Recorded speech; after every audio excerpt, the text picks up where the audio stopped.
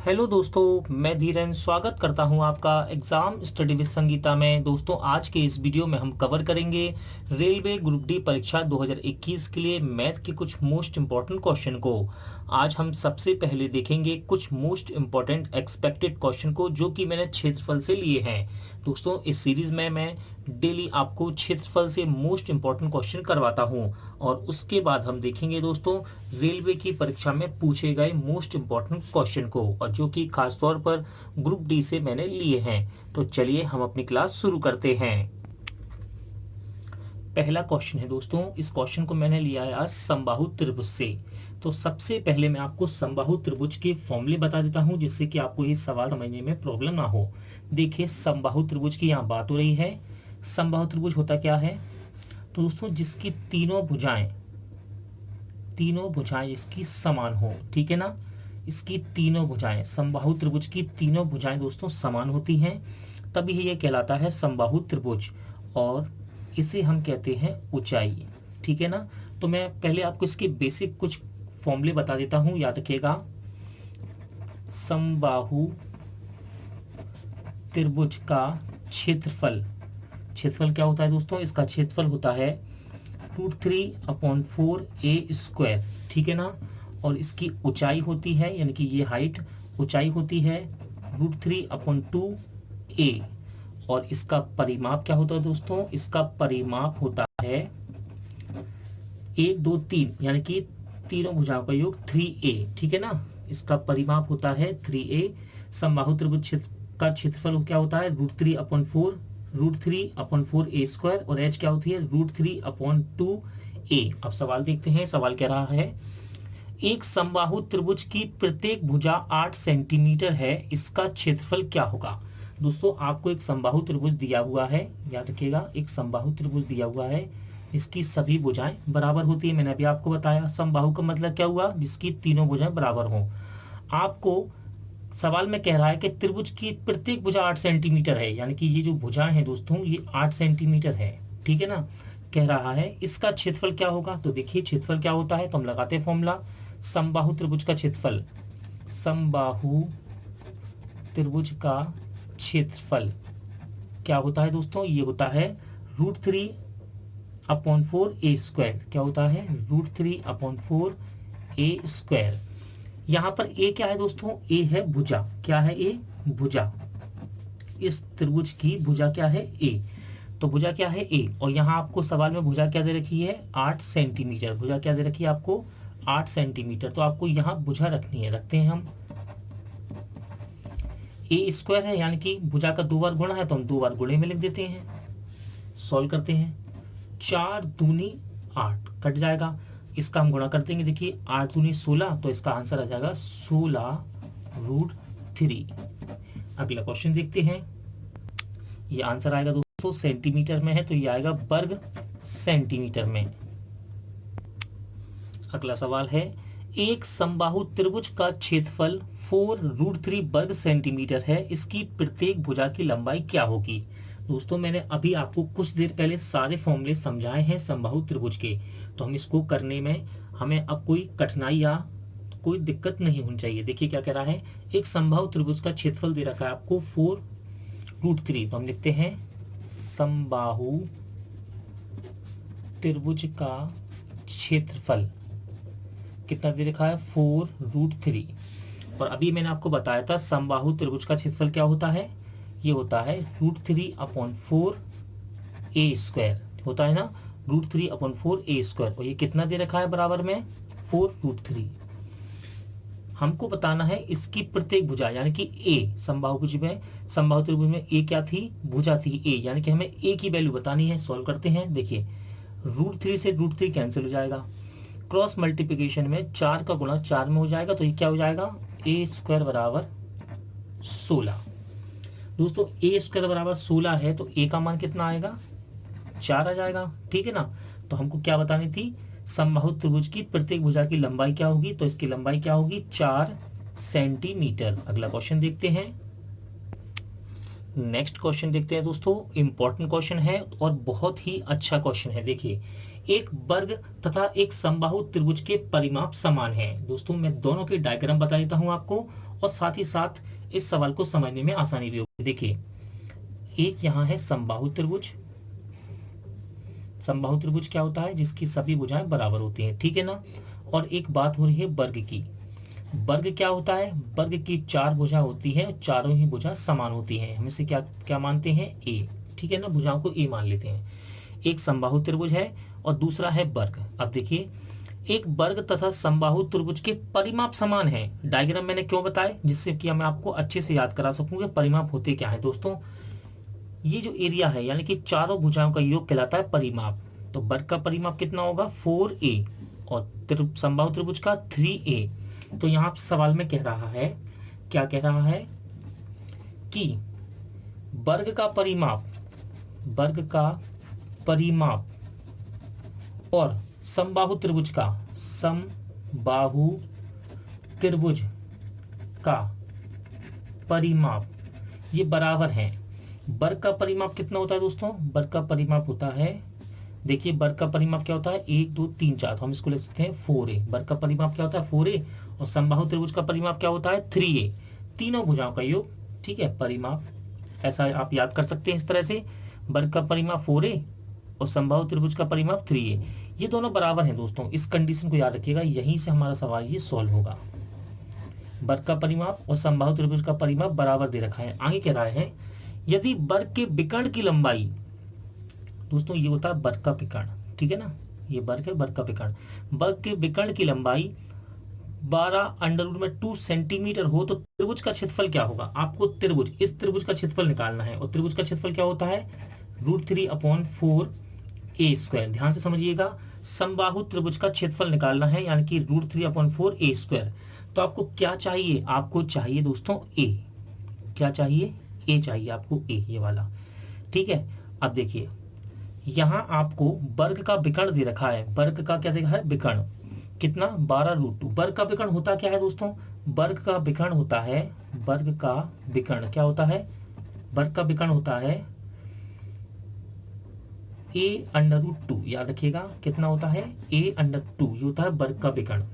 इसे मैं capital A मान लेता हूँ, जिसको आप समझाने में आसानी रहे। देखिए, आप देखिए, वर्ग के विकर्ण की लंबाई 12√2 दे रखी है और वर्ग का विकर्ण क्या होता है? a√2। तो हम इसको बराबर कर सकते हैं दोस्तों। वर्ग का विकर्ण कितना दे रखा है? 12√2। और वर्ग का विकर्ण कितना होता है? वर्ग का विकर्ण होता है a√2। यहाँ पर रख देते हैं हम, इसे सॉल्व करते हैं। देखिए, √2 से √2 कैंसिल, तो a की वैल्यू क्या आ गई? 12। दोस्तों, ये जो a आया है ये किसके लिए है? ये भुजा है, भुजा किसकी? वर्ग की भुजा निकल कर आई है। ये जो भुजा आई है ये आई है वर्ग की भुजा, वर्ग की भुजा आई है। किसकी? वर्ग की भुजा, ठीक है ना। वर्ग का विकर्ण 12√2 दिया था, तो वर्ग का विकर्ण क्या होता है? a√2। बराबर कर दिया मैंने इसको, √2 से √2 काट दिया, a बराबर आ गया 12, यानी कि वर्ग की भुजा आ गई कितनी? 12।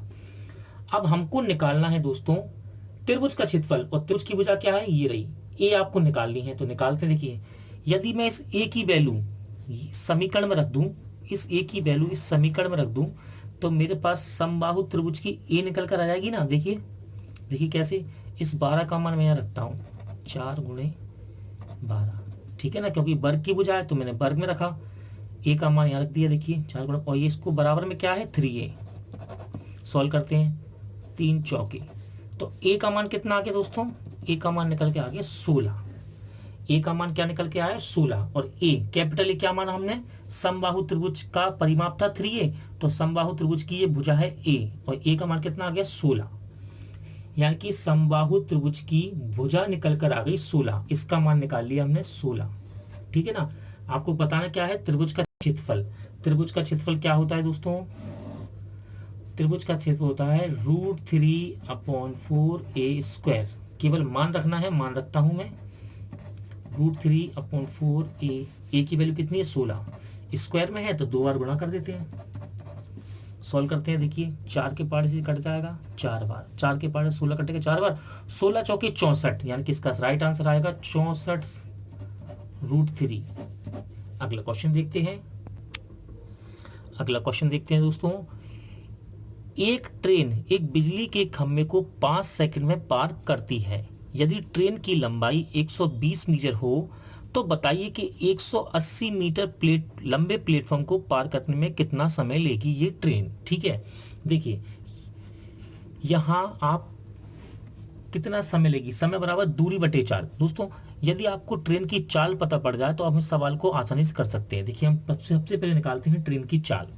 तो यहाँ आपको दे रखा है एक ट्रेन एक बिजली के खंभे को 5 सेकंड में पार करती है और ट्रेन की लंबाई कितनी है, 120 मीटर।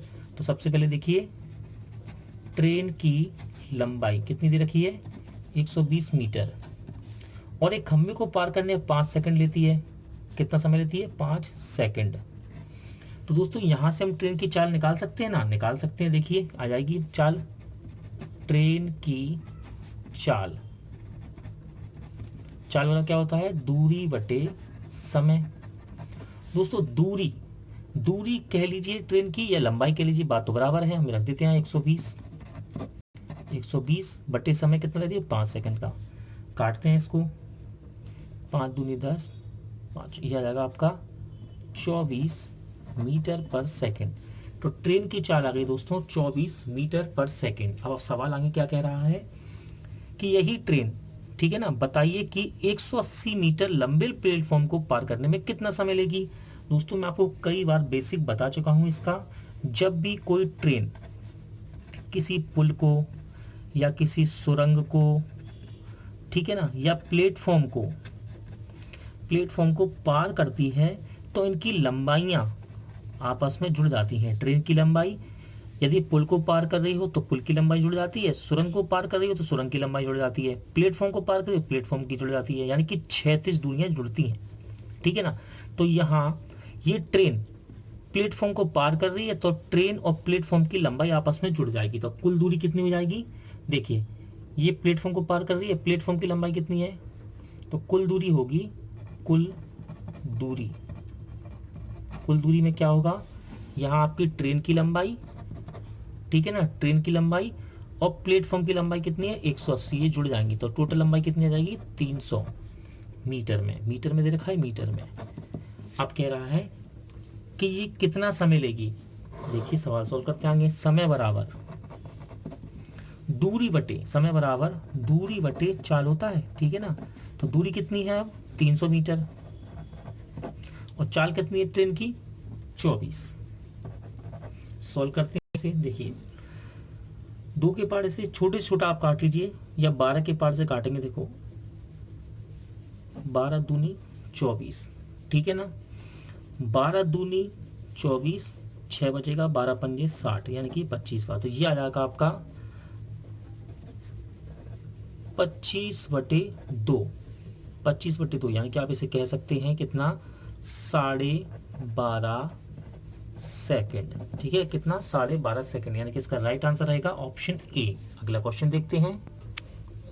एक रेलगाड़ी 70 किलोमीटर प्रति घंटा की गति से चलती है, यह 24 मिनट में कितनी दूरी तय करेगी। दोस्तों आपको रेलगाड़ी की चाल दे रखी है, यहाँ कितनी रेलगाड़ी की चाल है आपके पास, 70 किलोमीटर प्रति घंटा, और यह पूछ रहा है यह 24 मिनट में कितनी दूरी तय करेगी किलोमीटर में। समय कितना दे रखा है आपको, 24 मिनट, और कह रहा है 24 मिनट में कितनी दूरी तय करेगी। तो फॉर्मूला लगाते हैं हम, दूरी बराबर चाल गुणे समय। चाल कितनी दे रखी है आपको, 70, समय कितना है 24। देखिए ये किलोमीटर पर घंटा में है, आंसर आ रहा है किलोमीटर में, किलोमीटर पर घंटा राशि में है, तो इसका मतलब समय भी घंटा में होना चाहिए। लेकिन यहाँ समय तो आपको मिनट में दे रखा है, तो आप मिनट को घंटा में चेंज करेंगे कैसे, इसमें 60 का भाग दे देंगे, ठीक है ना, तो ये घंटे में चेंज हो जाएंगे मिनट। सॉल्व करते हैं इसे, 0 से 0, 6 चौके 24, गुणा करना है 7 चौके 28, यानी कि कितना आंसर आएगा, 28 किलोमीटर ये दूरी तय करेगी, यानी कि ऑप्शन बी। अगला क्वेश्चन देखते हैं, इंपॉर्टेंट क्वेश्चन है दोस्तों, क्वेश्चन एग्जाम में पूछा भी गया है। देखिए क्या कह रहा है क्वेश्चन, 2 ट्रेनें परस्पर विपरीत दिशा में 60 किलोमीटर प्रति घंटा और 90 किलोमीटर प्रति घंटा की गति से गतिमान हैं। उनकी लंबाइयां क्रमशः 1.10 किलोमीटर और 0.9 किलोमीटर है। धीमी गति की ट्रेन द्वारा तेज गति की ट्रेन को पार करने में लगने वाला समय कितना होगा। तो दोस्तों इस सवाल को हम डायग्राम के थ्रू देखते हैं। देखिए ये दो ट्रेनें हैं, एक ट्रेन यहाँ से ऐसे आ रही है विपरीत दिशा में है ना, देखिए विपरीत में। पहली की चाल आपको दे रखी है 60 किलोमीटर प्रति घंटा और दूसरी की चाल दे रखी है 90 किलोमीटर प्रति घंटा और इनकी लंबाई क्रमशः दे रखी है। पहली की लंबाई कितनी है 1.10 किलोमीटर और दूसरे की लंबाई दे रखी है आपको 0.9 किलोमीटर। याद रखिएगा दोस्तों, जब भी ट्रेनें विपरीत दिशा में हो, ट्रेनें विपरीत दिशा में हो, विपरीत दिशा में, तो इनकी चाल हमेशा जुड़ती है, ठीक है ना। इनकी चाल हमेशा जुड़ती है जब भी दो ट्रेनें विपरीत दिशा में हो। ये विपरीत तो है ही, यदि ये ऐसी जाती तब भी विपरीत है, ऐसी जाती तब भी विपरीत है। विपरीत दिशा में चालें जुड़ती हैं, ठीक है। और रेलगाड़ी की लंबाइयां हमेशा जुड़ती हैं, चाहे वो विपरीत में हो चाहे समान दिशा में हो, लंबाइयां हमेशा जुड़ती हैं।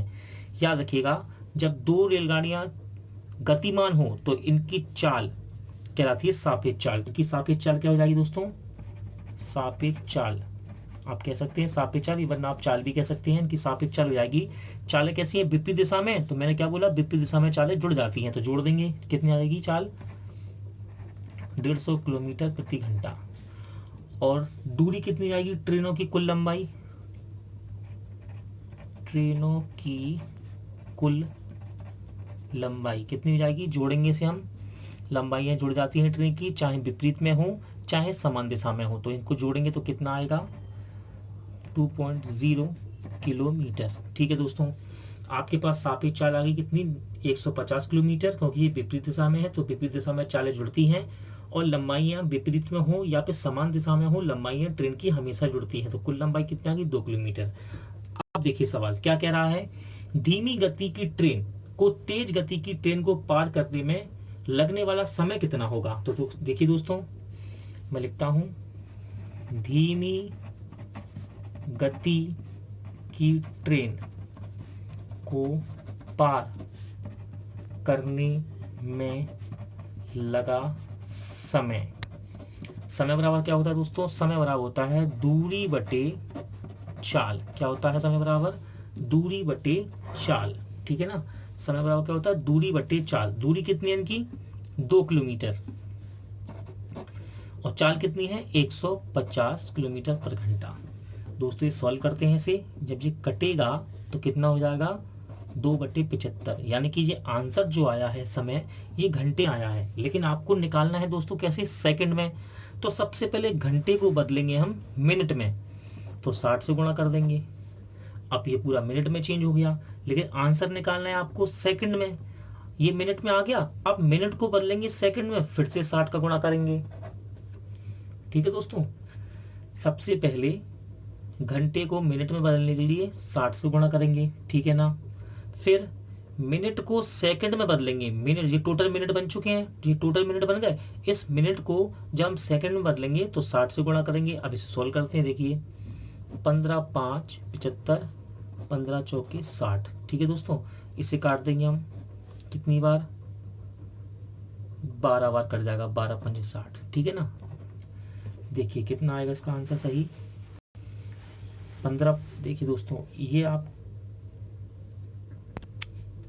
दोस्तों ये कट जाएगा तो ये 1 होगा, सॉरी ये 1 लिखा है यहाँ पे, कितना 1 लिखा हुआ है, 2 के पार इसको काटा तो 1/75 आएगा। देखिए फिर काटा मैंने इसको 15 5 75 और 15 चौके 60, 15 के पार जिससे काटा 60 को 12 बार, 12 चौक कितना हो जाएगा 48, कितना 48। इसका राइट आंसर आएगा 48 सेकेंड, यानी कि ऑप्शन सी। दोस्तों आज का वीडियो यही एंड होता है। उम्मीद करता हूँ आपको वीडियो अच्छा लगा होगा, हेल्पफुल लगा होगा। पूरा वीडियो देखने के लिए थैंक यू। जल्द मिलते हैं नेक्स्ट वीडियो में।